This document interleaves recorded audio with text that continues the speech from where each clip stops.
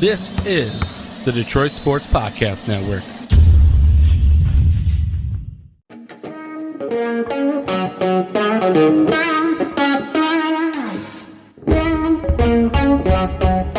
The biggest icon in podcasting.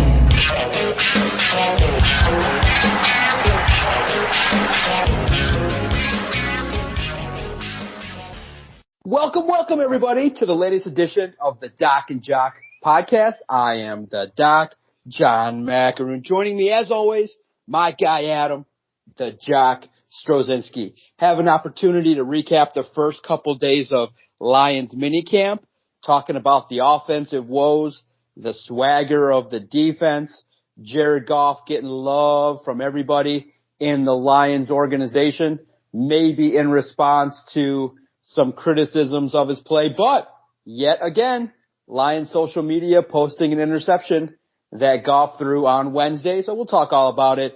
What's real? What's hype? What's spin? We'll break it all down. And then we'll take a temperature check of the Tigers. But I think everybody knows that's listening to this podcast what the hell is going on with the Tigers. And it's just unfortunate that it's bottomed out. But cause we have to start, you got to eat some crow, and I think it's fair to say that at least for the time being, Pistons fans here locally have the opportunity to be a little bit excited. They got, in my opinion, probably the best coach that was available to them, a coach that has a history of taking a young team and moving them forward. So when the news was announced that Monty Williams was the coach, I know last week you just were really focused and hyper-focused on his denial. We did touch on the fact that it was likely a negotiating ploy. And in the end, he doesn't want to sit. Why doesn't he want to sit, cuz? Because Tom Gore said, if you're going to come coach my team, I'm going to make you the highest paid coach in all of the NBA. And I think that nobody was more surprised than you were that Monty Williams probably actually decided that, you know what? I'm going to take the bag and come coach the Pistons. Yeah, I mean, I was shocked. I was adamant last week that he wasn't coming here. There was no way he was coming. Turns around, he's getting paid quite a bit of money to come and coach this team. I was wrong. I have to take it on the shoulders, take it on the chest here. I was absolutely wrong. Look, to be completely honest with you, I'm excited that he's here, though. I'm excited that he said yes. This is the first time since, they won the draft lottery when Cade Cunningham was selected that I was excited for the Pistons. So it's been a minute since you've had something to kind of reinvigorate your love for this team. And this I think is the guy, man. Look, there was Coach 1A and Coach 1B. He was 1B on my list. This was a guy that I wanted. He became available. They went out and they got him. Look, kudos to Tom Gores. We sit there and we fillet Tom Gores regularly. Kudos to him.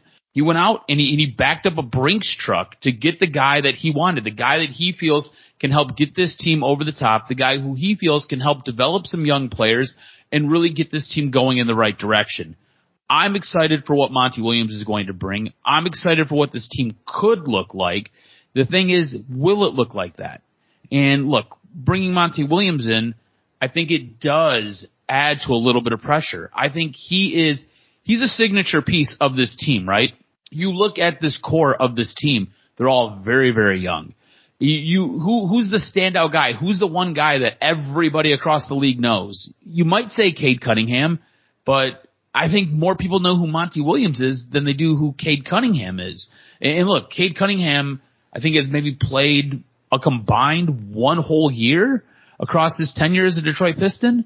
So I think you now have now have your calling card. You have your guy, right? It's your head coach. That's not a great thing, but I think it's a very good thing.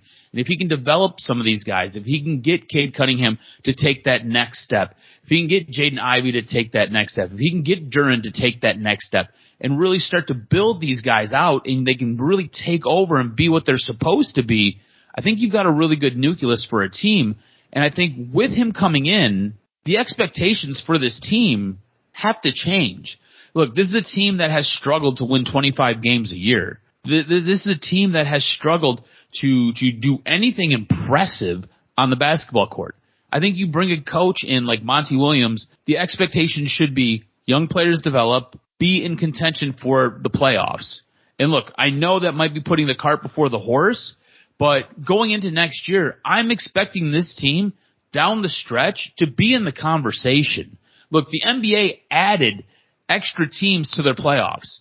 And look, you can say whatever you want to say about the play-in games, right? They're there. They're considered the playoffs.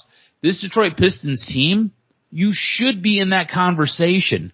My expectation is that you are winning either that 9 or 10 seed and you're going in and getting some playoff experience. I'm not expecting you to do great, but I'm expecting you to get playoff experience. And you can look no further than what's going on in the NBA Finals right now. You've got a team like the Miami Heat who basically have Jimmy Butler. And look, I love Jimmy Butler, but Jimmy Butler is no longer a superstar in this league. Jimmy Butler was never a superstar in this league. He was a star at one time. Now I feel like he is somebody's Robin to whatever their Batman is. And he is surrounded by a cast of undrafted free agents. He is surrounded by a cast of just guys that can go out there and they play as a team, right? It's like the 2004 Pistons, right? It's just a group of guys that nobody really wanted. They all came together. They're able to play within the confines of their own skill levels, and they're able to win games. I'm expecting something similar from the Detroit Pistons next year, and I'm expecting that to help build and progress this team over the next couple years. I'm excited for Monty Williams. I have to take this one, like I said, on the chest. I was wrong, man. I was wrong. He came. They backed the Brinks truck up to him, and you have to give Tom Gores credit. So I'm excited for Monty Williams coming. Does Monty Williams coming to the Pistons, does that elevate your expectations for this team? Mind you, this is a head coach who has good connections across the league, has good connections with players. Chris Paul was just informed he's going to be released. Could Chris Paul be a guy that you get here? Look, I don't think Chris Paul is any great shakes, but I think Chris Paul is a name. I think guys would like to come play with Chris Paul.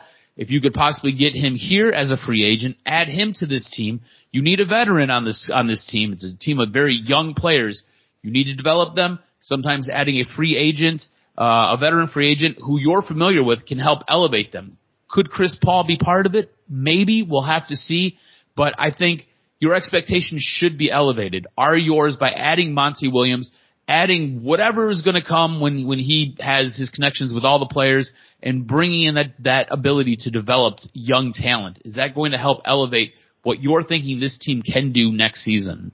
Yes, I think what has invigorated Pistons fans is the fact that Monty Williams has a track record, has a working relationship previously with Troy Weaver. So they're going to know what type of baller to bring to the team. But there's two different things I want to look at. Yes, I think Monty Williams was the perfect choice to hire. But that doesn't mean that we can't look at and say, did he deserve to actually make the most money in the NBA? I understand the reasoning. It makes a lot of sense. He already had, and the circumstances, the context surrounding it indicates that he was going to need a lot of money because he already had money waiting for him to do nothing. So obviously him stalling a little bit or going back to the table and needing a little bit more time was obviously in his best interest. But I look at it and I say, is Monty Williams worth the salary that he got? I would say no. I would say, do I think he's the best NBA head coach? No. The Suns just got blown out of the postseason. Yes, they dealt with a lot of injury, but you started to hear a little bit of rumblings regarding his coaching and the fact that he really didn't make that. But don't you sometimes have to overpay to get your guy? And I think that's what this is a case of. Yes, you have to overpay. But is he the best coach in the NBA? Any coach in the league right now is basically qualified to get his type of contract. I mean, it could be in excess of $100 million. That's nuts. But I think you have to go overpay to get your guy, and that's what this was. But now the goal is he has to win a title. And do I sit here today feeling confident that Monty Williams can win an NBA title? No, I don't. He had a couple issues with DeAndre Ayton, and maybe some players maybe were a little bit frustrated with how some things went. Obviously after a while, every coach's voice gets a little grating at times. But when you pay a coach that much money, the expectation is Monty over the next 5 years is going to have to deliver a championship. And I just don't see it based on the X's and O's and based on some collapses that he had with Phoenix. But with that said, look, it's not a major knock. It's just really saying that, you know what, for this group, knowing that they need a young coach to help elevate them from where they were to where they need to be, if he can accomplish that, if he can become a coach that can get to the team to the second round and further, then you can live with that, because that is a huge step forward that Dwayne Casey just wasn't able to accomplish. So I'm just asking the question, is he worth the money? My answer is no. But he can be potentially if Troy Weaver and, you know, and Monty get together and understand what type of player they need and maybe mix in a veteran that can score the basketball. It can happen. But going into it, I'm looking at it and saying, man, Monty scored the bag, but he had all the leverage. That's how you do it when you're not the best coach available. It's amazing. Nick Nurse, who's won a title, landed an opportunity. Some could argue Udoka, who landed with Houston, is a better coach. But for the Pistons, and it doesn't affect the cap. There's no issues with paying somebody. But the question is, do I believe that he's worth the money? I do not at this point in time. Now he's going to have to go out and earn it, because I think the first expectation that you're going to have for me year one is steady development of Cade Cunningham, Duren, and Ivy. I want to see tangible evidence that those three players are going to be worth building around, because Troy Weaver is going to have to pick up the pace a little bit here and add some veterans that can potentially round out this lineup. And maybe it's the free agents that you're hearing. Jeremy Grant doesn't do it for me, but Cam does. I think adding a proven scoring free agent that can come in here right away and perform can do wonders. And I think that the opportunity for the Pistons to get better is there. And I think year one, I'm looking anywhere between 30 and 35 wins. Just build some chemistry, get the ball moving in the right direction, and Monty gets the benefit of the doubt for the next 12 months. I think if you have a healthy Cade Cunningham, I think this team looks completely different, and I think expectations automatically get elevated, right? So you have a healthy Cade Cunningham, and you've got Monty Williams developing your young core, your young nucleus.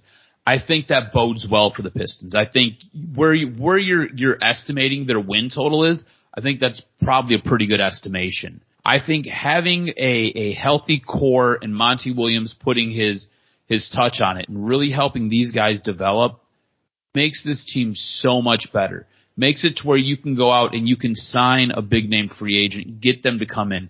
And I think that's part of the problem with this team right now. This team is incredibly young. This team doesn't really have a veteran.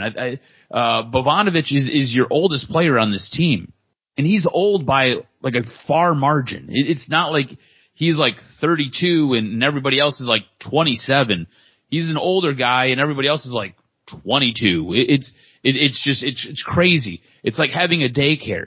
You need to have some vets in here who know how to win, know how to teach these guys what the grind is like and what to do, how to basically prepare for basketball games. I know it sounds weird, but when you play in college, you basically play 30-some games. You make it to the pros, now you're playing 82. There's a whole different care system for maintaining your body and taking care of yourself. There's a whole different way to conduct yourself when you go on the road. There's a lot of little nuances, and yeah, they're professionals, but sometimes you need somebody to show you the way. I think next year, they need to go out and they need to make a move in free agency here this year. But I think next year, expectations should be high. Expectations should be elevated for this team, and it should be fun. They should be a fun group to watch. This past week, you got to watch something fun. You got to take in Lions minicamp. I want to get your observations from what you've seen down in Allen Park. What was it like? What's the big news coming out of camp? What were some little tidbits that you took away? Yeah, right now it's all about the defense, man. The offense, the first team offense, for whatever reason, it just feels like they're stuck in second gear. And for whatever reason, I'm not sure exactly what it is just yet. And maybe largely it's due to the defense. But the first team offense, on Wednesday, second pass, Kirby Joseph intercepts Jared Goff. Now you can go see it at Lions' social media account. Has been posting a healthy amount of Goff interceptions. It does have a feel, and I can understand why. I asked the question to Dan Campbell on Tuesday. And I asked him directly, I said, the defense is saying they want to come out and talk a lot of trash. And is that something that you've noticed because they want to kind of prove that they're not as bad as they were last year? And how do you think the offense is going to respond? Are they going to compete? Are they going to respond and kind of, answer the bell here? And he said he likes the trash talk because it'll show what level of competitiveness certain players on offense will have. And it kind of breeds confidence. And he thinks that the Lions defense has players to do it. And Kirby Joseph, you can start to see, is gaining swagger from working with C.J. Gardner-Johnson. You're starting to see Cam Sutton really be a professional and just knows where to be. And the defense is just swatting the ball. It has the feel, cause where you just constantly hear, oh man, Ben Johnson's offense, Jared Goff, Jameson Williams, St. Brown. The defense is just sitting there going, what about us? And you realize there's some studs on that side of the ball with Aiden Hutchinson, James Houston, Romeo Quara, and you have now an upgraded secondary with a bunch of talkers. Now you have a swagger that potentially it has that feel of a team, of a defense and a unit that has a chip on its shoulder that doesn't want to hear all the press for the offense. And they're just constantly in the mix. They're in the, and Campbell said on Wednesday, he does see it, that the lanes are a lot tighter because the defense is getting their hands up. They're just always in the right spot. They know what's coming. So right now, and it's early. Look, you can't make conclusive statements, but what you can say is at minicamp and throughout OTAs, the defense has kind of started to plant their flag as saying, hey, we want to compete when the time comes and we put on some pads. I expect hitting. I expect some strong competition. And I expect that the crispness will improve from the offense. It typically takes a little bit of time for the offense to get into rhythm and to get their shit in order. So that's where it's at. The offense is not as great as you would think at this point. But on Wednesday, Jameson Williams and Gibbs highlighted a little bit of why they were highly touted. Jameson Williams, a little bit more work on the second team. I think that's to build his confidence.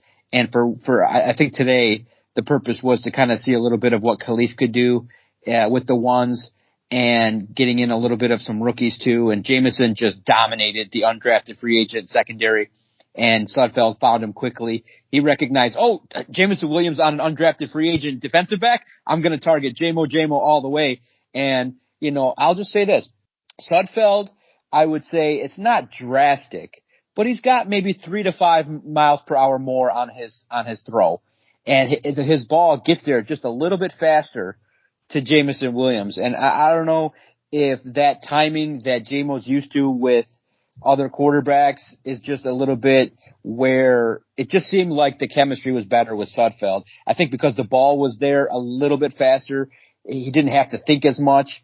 And I think that JMO at this point in time is just working to continuously, it's not there yet in terms of having it all together, in terms of exactly knowing where to go on every route, exactly knowing the checks and the calls and the kills. And it's a work in progress. Now, if this lingers into 2 and 3 weeks of training camp, it's going to be something to look at. But there are some signs that JMO is progressing, and you can see why he's there. He's still raw, and it just sucks that he did have that kind of redshirt year not on the field because he should be farther ahead. But really, at this point in time, the defense is the story. They make plays. I love it. I love seeing Jack Campbell move. I love seeing Derek Barnes getting some reps. I love seeing Kirby Joseph, and for whatever reason, Brad Holmes targeted it, and in their evaluation, they said the dude just finds himself around the football, and that's the case. The dude is around the football all the time, and now he's adding a little bit of swagger and some trash talk. Oh man, I think it's a great opportunity to see a young player now that has his feet more on the ground. I think it's going to be great. But are you concerned at all? Because Ben Johnson did say that they want to see more improvement. And what we're hearing out of Allen Park, and it's so true, they don't really want to add a ton more to the offense. They are going to add wrinkles. Every team does. But what you're hearing is when they did the self-study of the film last year, they felt like they left so much out there in terms of yardage and execution that Ben Johnson and the offense feels if we can just get, like if Ben Johnson designs a play that he thought was going to get 15 yards, if they can actually execute at a higher level, the plays that were actually called last year, Ben Johnson felt like, for whatever reason, Jamal Williams and DeAndre Swift and the rest of the offense just didn't really get the extra yards to make the plays as designed. He now thinks he has the pieces in place to do that. I think this offense has a chance to take a huge step forward, but I think two of the players that are going to make this thing go are going to be Jahmyr Gibbs and Jared Goff, and they are going to need to play at a high level. And Jahmyr Gibbs right away, he's going to have to be incorporated, and I think Jahmyr Gibbs is the piece that is going to be used to try and get those extra yards, those extra burst yards. And the third member of the trio, again, I think is you got to look at St. Brown. He's Mr. Reliable. I think that the player that hopefully maybe gets onto the scene quickly is Sam Laporta. If he can kind of get open and be a safety valve for Jared Goff, get that trust. Tuesday's practice was the Sam Laporta show. So I think Ben Johnson is right to kind of say, look, let's just tighten up the ship we got. It was a good offense. Let's tighten it up. But I'm not sure just yet how the new pieces are going to fit. You think Ben Johnson's right to kind of think that way? Let's just tighten the ship that we already got. Once I see on film that the plays are run, cause it's scary. He actually thinks that, you know what, my shit's good. I just need to perfect it. And if the offense was top 5 and he felt like there was room to be desired, holy shit, this offense can be very spectacular if he's got that perfectionist mindset. I mean, if you look at it this way, right, that was the first year of his offense. That was the first year of his install, the first full season, because he did take over partway through the season before. So, yeah, I think there should be an expectation that this offense does kind of hit the accelerator and does have a bit of a bigger year. Now, how big? I don't really know. I think what you've done by adding a couple of pieces, right? You talked about it. Jahmyr Gibbs, Sam Laporta. You've got Amon-Ra St. Brown, who every single year he's basically been in the league, he's gotten better. It's only been 2, but he's gotten better each and every year. I think you've got guys, and look, we didn't even factor in Jamison Williams when he comes back from his suspension. That's a guy who can really transform a game and really flip it on its head. So I think you've got the pieces on offense who can really take this and go where he wants to go with it. We talk about it looking like it's a Madden type of offense, like it's a video game offense. And I think that's accurate. I think that the guys who can really transform this and really put it over the top, one is Jahmyr Gibbs. Jahmyr Gibbs is going to do a lot. It's not going to just be out of the backfield. He's not going to just be a running back. He's out there running slot plays. He's out there lining up as a wide receiver. He can do a lot in a lot of different looks, in a lot of different setups. And look, Ben Johnson is a wizard at this, right? He will give you one look, but he can run 3, 4, 5 different plays out of this one look. Those types of things make it hard for defenses to figure out what it is that you are doing. He does a really good job with all of that. Also, he does a really good job with a lot of misdirection plays. You know, look no further than what happened in the, I think it was the Jets game last year, where, was it Shane Zylstra ends up running across the front of the offense, catches a pass wide open, and then takes it all the way down the field for a touchdown that helped that team win that game. So I think Ben Johnson's expectations of this team offensively taking a step forward are right. And I think he's got guys who are going to help do it. The other guy who I think is going to help do it is Sam Laporta. You look at the tight ends. Look at what they got from their tight ends. They ended up trading away T.J. Hawkinson, and then after that, it was like just a bunch of dudes. It was like just random guys. Like Shane Zylstra in Detroit became a household name. You know what I'm saying? And like before that, you're like, who the hell is that guy? But he was out there making plays. You have a couple of guys that were brought up from the practice squad out there making plays. Sam Laporta is supposed to be a dog. You just talked about it. It was day 2 was all him. So if this guy has this much potential, if they're able to tap into it and he's able to get some of these looks, this might be a guy who is basically Travis Kelce light, right? A bigger, slower wide receiver, which is what the tight end role has basically transformed into. You get production like that from that guy, all of a sudden you've got another weapon on this offense. And look, this offense has a ton of weapons. It has a ton of weapons. Amon-Ra St. Brown, that's a weapon. Jamison Williams, when he comes back, that's a weapon. Jahmyr Gibbs, he's going to be a weapon. Sam Laporta, he should be a weapon. We haven't even mentioned David Montgomery, who was a big free agent that they signed this year. I mean, you've got Marvin Jones, who's pretty steady. So, look, that's 6 weapons I just named off the top of my head. Like, that's pretty awesome. This team is set offensively, and it should take this big step forward. I think if you have any concerns, I think your concerns might be with the quarterback room. And I have a lot of concerns with the quarterback room. I mean, right now, you just touched on it. You've got a guy who, look, Nate Sudfeld I don't even know how to necessarily describe him, but basically he's a journeyman quarterback who has the skills of a backup, and that's all he's going to give you. Nate Sudfeld, when it comes time for it, I don't necessarily know if he's your best option. And then Hendon Hooker's not your third quarterback. It's Adrian Martinez who's your third quarterback. Adrian Martinez wasn't very good in college. What makes you think he's going to be all that special in the NFL? Hendon Hooker is a few months away from being able to go out there and really compete in that quarterback room. So you still have a little bit of a hole there, in my estimation, with the quarterbacks. I still feel like Teddy Bridgewater makes me feel much more comfortable if they were able to go out and sign him and bring him in, insert him into that quarterback room and try to push and elevate the bar, try to help raise it. Because Jared Goff goes down. What's your expectations for Nate Sudfeld? I don't have many. I don't have much. I think he might be able to do enough to help you be competitive in a game, but I'm not expecting him to help you win a game. I'm not even expecting him to go out there and help you not lose the game. I'm not even expecting him to go out there and manage the game for you. I just don't have a lot of faith in him. And then you start working your way down that list. I don't have a lot of faith in the guy who's behind him.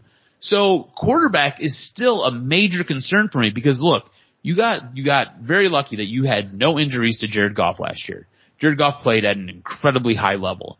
I think it is foolish for you to come back and expect the same exact thing this next year. I think it is incredibly foolish to expect him to go unscathed throughout the entire regular season. I think it is foolish to expect him to come in and basically operate at the incredible high level that he operated at last year. Now, I'm not saying that you shouldn't have expectations for him, but I think you need to temper those. I don't think you can pencil him in for what he did last year because what he did last year was absolutely incredible, especially down the stretch. The final 10 games of that season, I think he maybe threw 1 interception. That's pretty freaking awesome. I'm not expecting that, and I don't think you should expect that. So quarterback for me is still a major concern.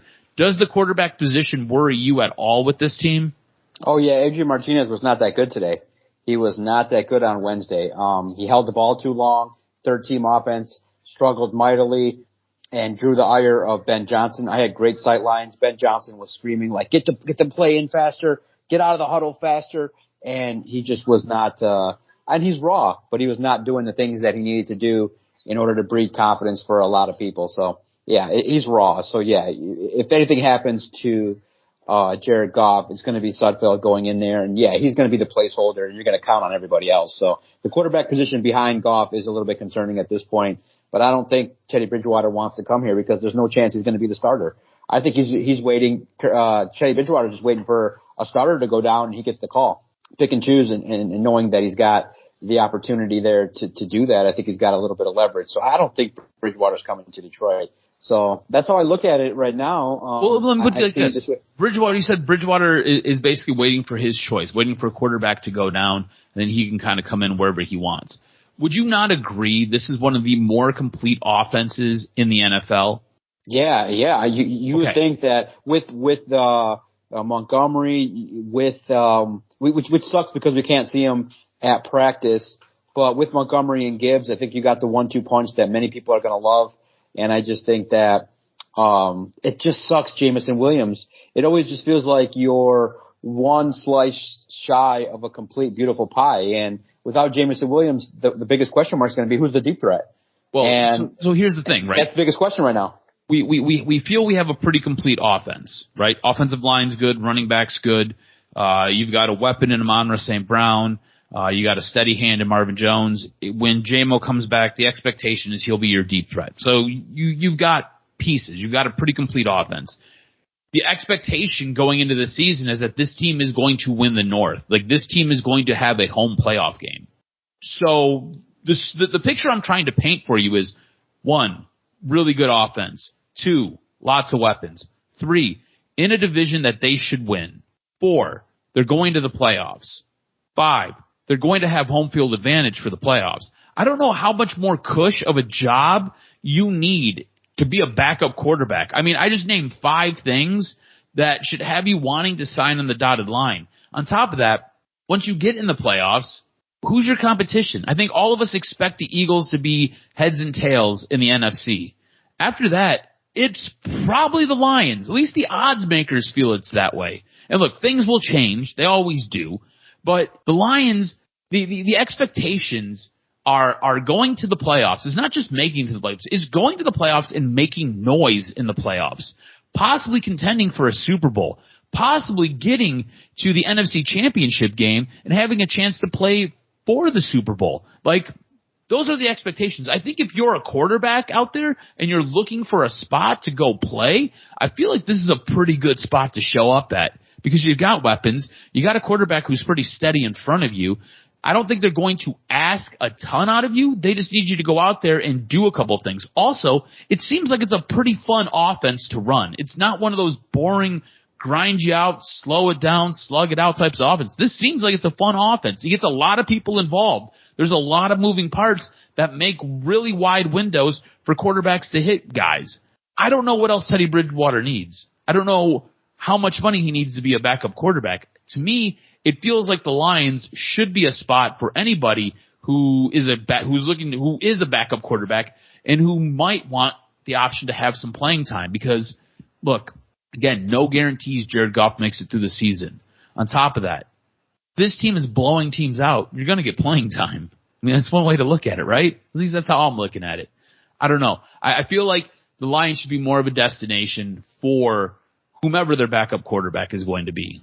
Yeah, I look at it and it just has the feel right now, it's kind of like the beginning pieces of a puzzle and you're trying to now identify where are the areas of struggle, where can you upgrade, what ingredients do you need to bring to training camp. So I just think the NFL having these workouts is really great because you get an opportunity to kind of assess, all right, look, man, I'm going to run St. Brown comes to work. He's ready to go. He can suit up tomorrow and play a game. The offense as a whole needs work in terms of rhythm, timing, and more time because the first couple weeks of OTAs, they practice, but they don't really sit and review the film intently with the players. Now they do. So there's more of an opportunity to see on Thursday when this podcast drops how the offense is going to respond further to more film work and stuff like that. Now, because I will set off an alarm on one area for real. The offensive line is tight. It's great.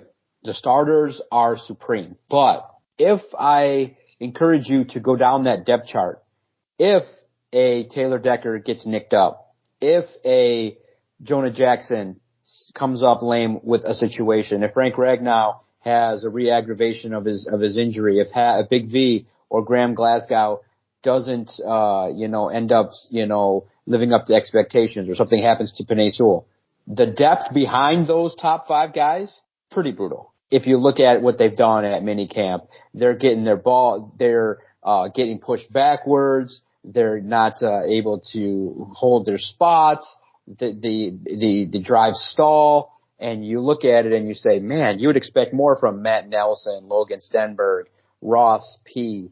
You would think that, I think it's Persh Bachler, you would expect a lot more. Now the rookie gets a pass, Colby Sorsdahl gets a pass, he's still learning. And he's mostly on the third team.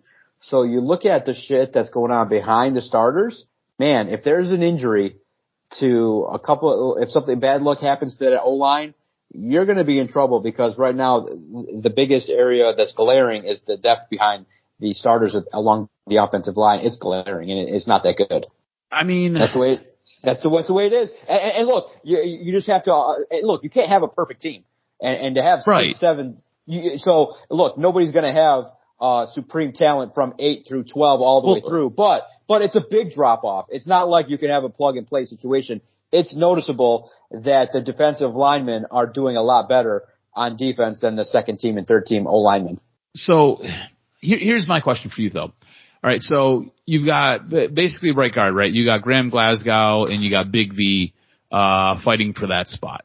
And one of those guys is going to win it. One of those guys is going to go to the bench.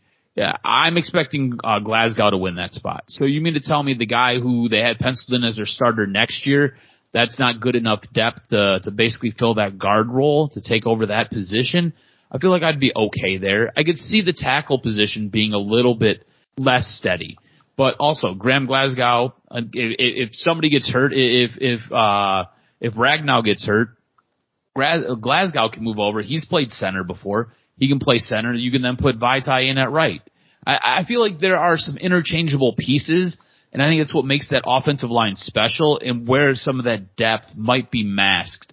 Look, I agree with you. I think maybe the tackle position might be a little bit weak on that O-line. But I think the interior of that line, I think that there is a strength there, and I think that is the strongest part of it. I think they can do some things if guys get hurt where they can kind of mask what's going on.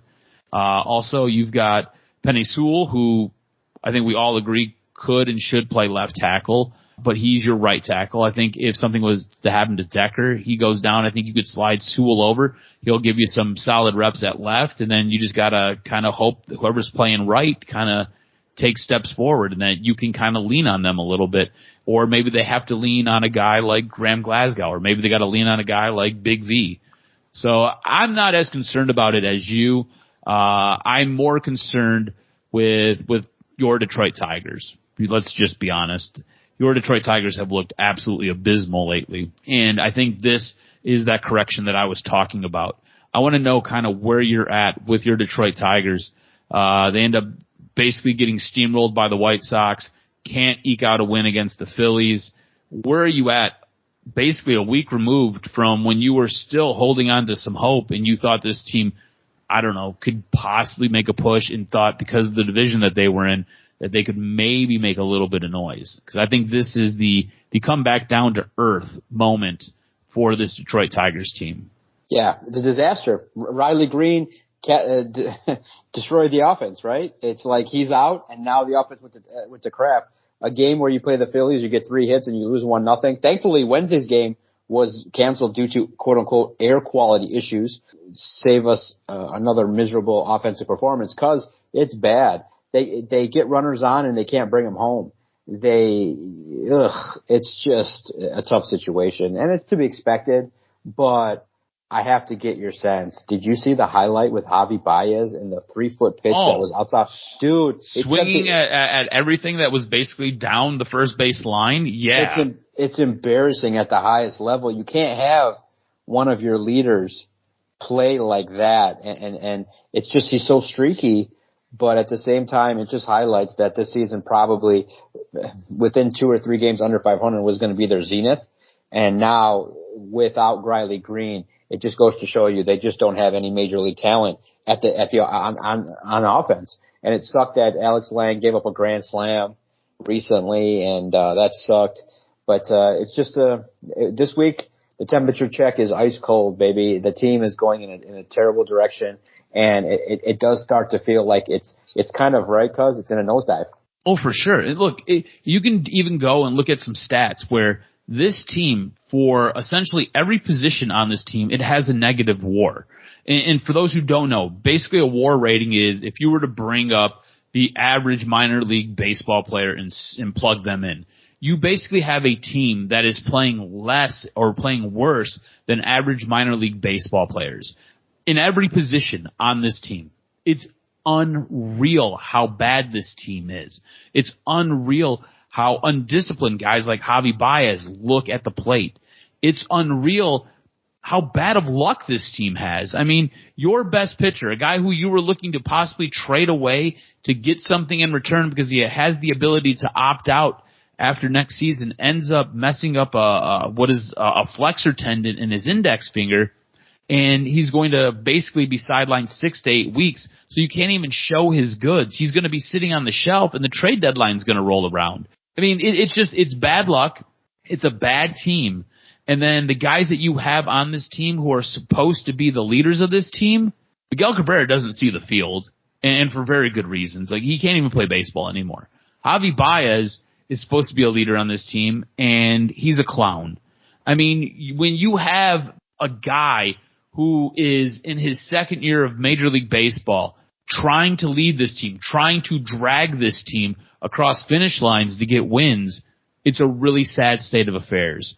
This team is a dumpster dive. They are awful to watch. They are putrid. You can't hit the ball. You got guys who your starters struggle at throwing the ball. And then you get some decent help with your relief pitchers, but mostly it's Alex Lang carrying that bullpen for you. So they are a tough and they're a difficult watch. And look, I feel bad for you if you take time out of your day to really invest in this team. This team is hard to watch. They're hard to enjoy. Honestly, I don't think they're worth your money to go down to the ballpark. I love going down to the ballpark, but this team's not any good. Like, why are you going to waste your money? Why are you going to go down there and watch? It doesn't seem like Chris Ilitch is dialed in or cares. So why should you? So I don't. They suck. They're going to suck for a little bit. You know, it'll be one of those things where we'll see what happens. But the rest of this year, don't have any expectations. Like, legit. If you want to watch the Tigers, have zero expectations. Just hope that some of these guys are developing. Hope that Riley Green can come back and basically perform at the level he was performing at before he got hurt, because it is a hard watch to watch your Detroit Tigers. Yeah, it's tough. Now, with our remaining 5 minutes, I think we got to touch on the biggest story in sports, in all of sports. You want to talk about LIV?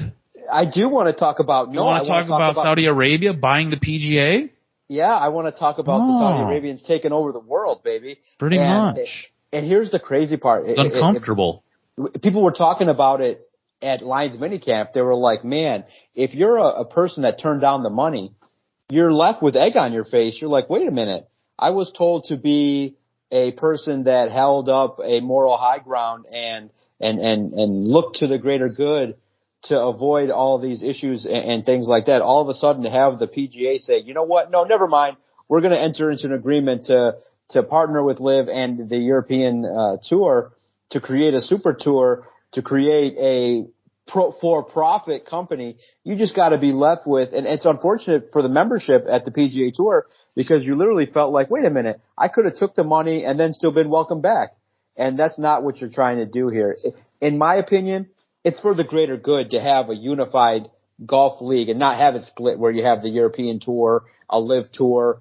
As long as they don't incorporate team golf, 54 holes, shotgun starts, maybe you could have one team event. I mean, you do already. You have pairs. Maybe you could have one quote-unquote LIV event on the schedule, but not change the rules of the game. Golf in its greatest form, and now it's a sign you're older. I enjoy watching golf. I get up at 6 a.m. and the golf starts at 7, and you can start to see some of the great tee times that are available. But you're left with people wondering, man, I should have took the money. And it's crazy to think that the PGA Tour players didn't have a clue what was going on. In the end, I think it's good for golf to unify. Unfortunately, I think that the lack of transparency and the shock that these guys all had to face leaves a lot of people with a lot of, sour taste in their mouth and a lot of distrust, where you end up really in the end, I still think you got to say it. Whenever there's big money involved, whenever there's big money involved, then the interest of the little guy is always going to take a back seat. And I think people now maybe got it slapped in their face. I'm not surprised by it. I'm just surprised that you just don't tell these players that, hey, look, we are against LIV, but let's not be so hastily against it, so nasty against these players, just because there is a chance that something could happen with it. And I think players that maybe took a little bit of a lesser step maybe understood that already, that anytime there's competition, there's always a chance that there could be a merger. So this is what happened. Big money got involved, and the PGA Tour, and I just can't wait to see if it actually happens now. The rumblings are getting there, but I don't think it's enough to derail a plan that I think could work in the end. Look, I don't know how, if you sided with the PGA, you didn't take the money, right? I don't know how you should take a softened stance, right? Your leader, your brain trust told you, like, look, we're not doing anything with this. We're not doing any of this. They're basically coming in here trying to ruin the sport, trying to break the sport. We're not about any of this. I think from the top down, the PGA is a complete and utter embarrassment with this. I think the PGA just dropped the ball here. And I think it's a little bit deeper than kind of the conversation we're having. There was a lot of legal actions going on between LIV and the PGA and both of them suing each other. The problem is the PGA doesn't have the buckets of blood money like LIV does. LIV can go to their buckets of blood money and they can sit there and outwin you and drag everything through the courts because they've got so much goddamn money. I think what the PGA did, going behind the players' back, and basically selling out to LIV, I think it's complete and utter bullshit. Then you've got clowns like Rory. Oh, well, I still hate LIV. But, we've got to do this, that. Shut the fuck up. Get out of here. You, Monahan, all of you guys, get out of here. Seriously, go away. What the PGA did, sold its soul to a conglomerate that has a shit ton of money that it's going to pump back into the PGA. The PGA couldn't continue to do what it was doing, and that's part of the problem. On top of it, the legal situation made it pretty unbearable. I'm disgusted by what the PGA did, and I really don't give two craps about LIV. I think this is a clown show. I think everything that's happened this week with all of this is absolutely abysmal. I think it's disgusting. I think the PGA are a bunch of sellouts, and I think they're garbage. I'm going to say more, but I'm going to get myself in trouble. Yeah, but I'll say this too, though. What do you think about the inclusion of the European Tour? I think they're sellouts too. They're trash bags as well. They sold out as well. Here's the thing. The PGA and the European Tour, they basically walk hand in hand. They walk side by side. They are one and the same with each other, right? Just one takes place on another continent and the other takes place on the other continent. They're simpatico. All right? Okay, I got a question though. Okay, now this could be unfounded.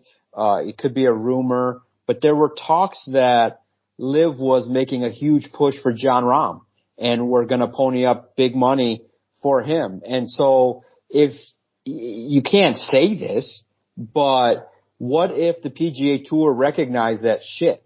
This was a situation and an entity that eventually could beat us.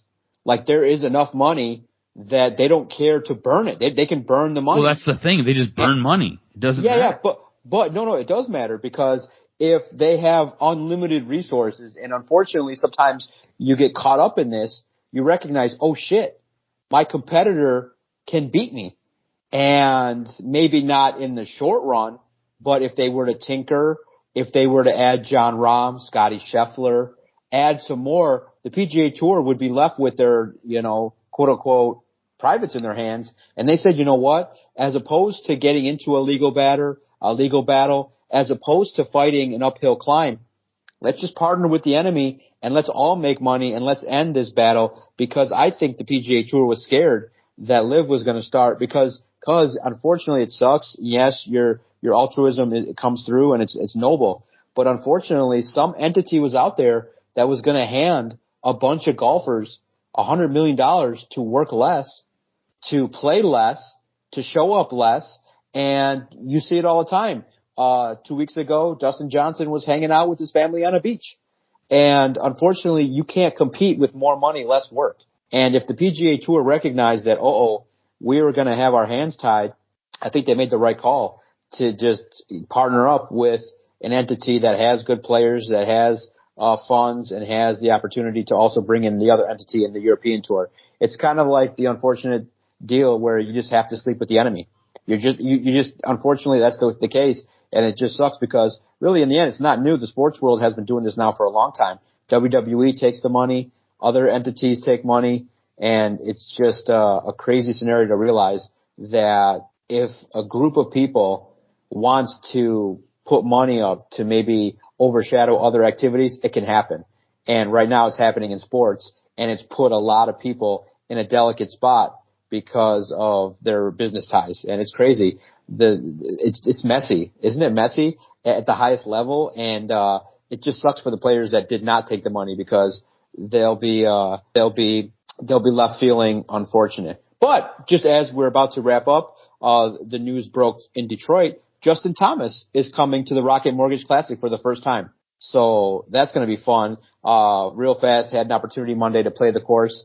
It's not exactly in the best condition yet. It's not tournament ready, but it was good enough to play, and it was a fun experience to get out there and see Tony Finau. It was the day before the news broke, but they're doing good work at the Rocket Mortgage Classic to break the digital divide, and they're doing good work to give resources to the city of Detroit. Now a big-time player's coming, Justin Thomas. Look, if you're a fan of golf, I definitely recommend it. I've walked the course 3 times covering it, and I've enjoyed it. And you get an up-close look, and the fans, to appeal to a different group of people, you can have a beer with your friends and walk the course and have a good time.